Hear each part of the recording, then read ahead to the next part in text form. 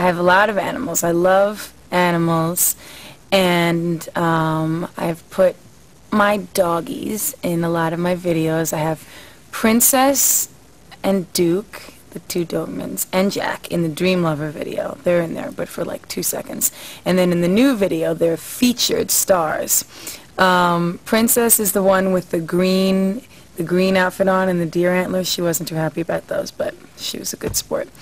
And Jack is he's really like the main star in that video. He's got the little red outfit on, and he's the one that hops through the snow. He's like the coolest dog. He can jump about 6 feet in the air. And then I have a new addition to the dog crew, and this is Ginger. She's very cute. She's been featured on various late-night television shows.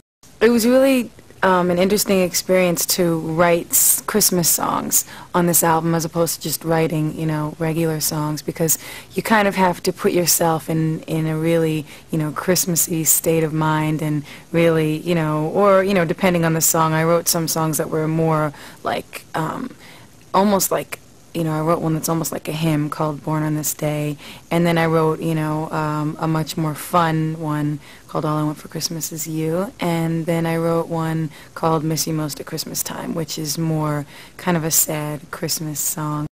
Writing a Christmas song is really a unique experience, because you're talking about, you know, something that's really spiritual and just a certain time of the year and a certain feeling, and so you really have to get into a definite mood, you know. I mean, like when I was writing my Christmas songs, the 3 originals I wrote for this album, it was Christmas time for the most part, and I sat in a room with a fireplace and I put on It's a Wonderful Life, and it was snowing outside, and it was really, you know, I really got myself into the mood. I've always loved Christmas. It's always been my favorite time of year. My mom always tried to make Christmas really special for me. She would, you know, even though we didn't have a lot of money to buy expensive gifts or whatever, she would wrap up, you know, little things and put them under the tree. So on Christmas morning, I would have a lot of things to open up, and she would put, like, you know, from Santa Claus, from Clarence the cat or the dog.